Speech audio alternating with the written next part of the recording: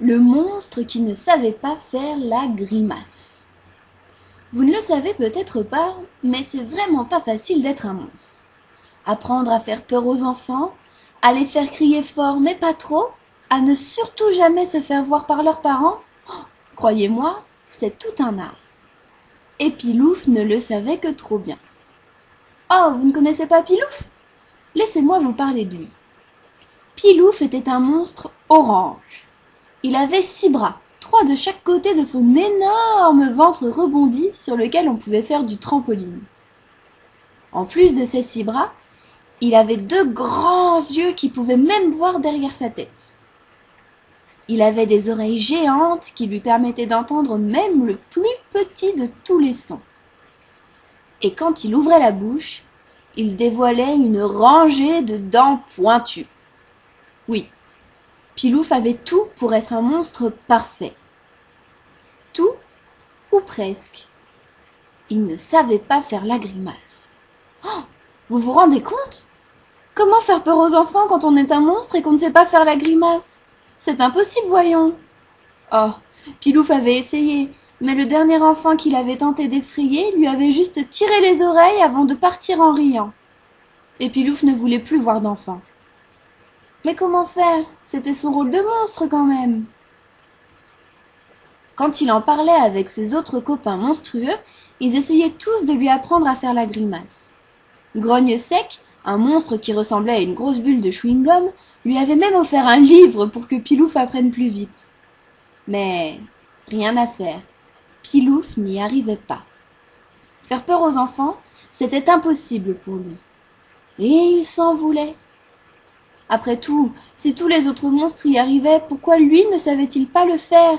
Pourquoi lui ne savait-il pas faire la grimace? Pourquoi ne parvenait-il pas à faire peur aux petits enfants? C'était vraiment injuste.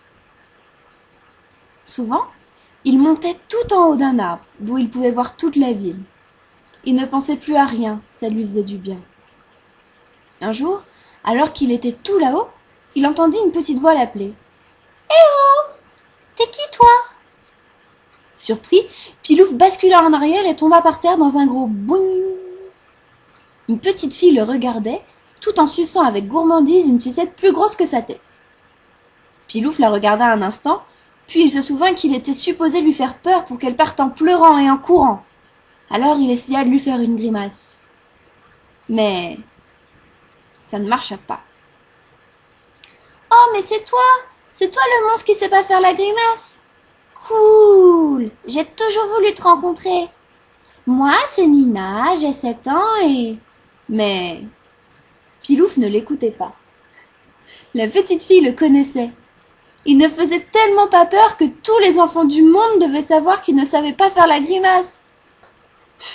C'était n'importe quoi. Vraiment, il ne voulait plus être un monstre. C'était trop nul. Enfin, moi je sais pourquoi tu fais pas peur. Et pourquoi tu sais pas faire la grimace.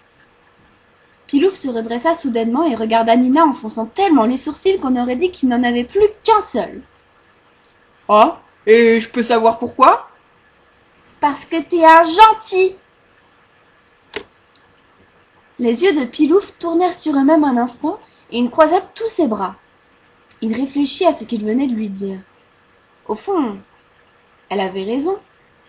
Il n'aimait pas faire peur aux enfants, et d'ailleurs, il ne comprenait pas pourquoi il devait leur faire peur. Il n'appréciait pas l'idée que les enfants n'aiment pas les monstres. Il voulait pas les entendre crier ou les voir pleurer. Alors oui, en fait, Pilouf était un gentil. Mais tu sais, tu peux être gentil et être un monstre. Au lieu de faire peur, t'as qu'à nous faire rire. Faire rire? Mais comment on faisait ça?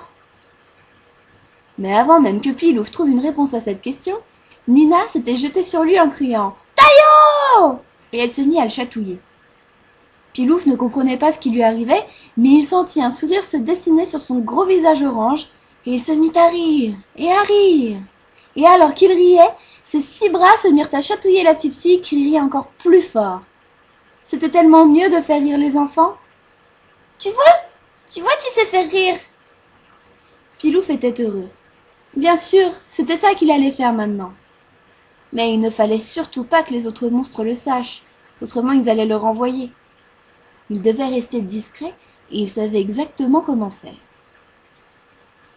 Alors, depuis ce jour, chaque soir, dès qu'un monstre fait pleurer un enfant, dès qu'un monstre fait peur à une petite fille ou à un petit garçon, Pilouf se faufile après lui, et il chatouille de ses 6 bras chaque enfant, jusqu'à ce qu'un sourire apparaisse sur leur visage. Puis il s'en va, tout en promettant de revenir le lendemain, et de chasser les pleurs que causent tous les autres monstres.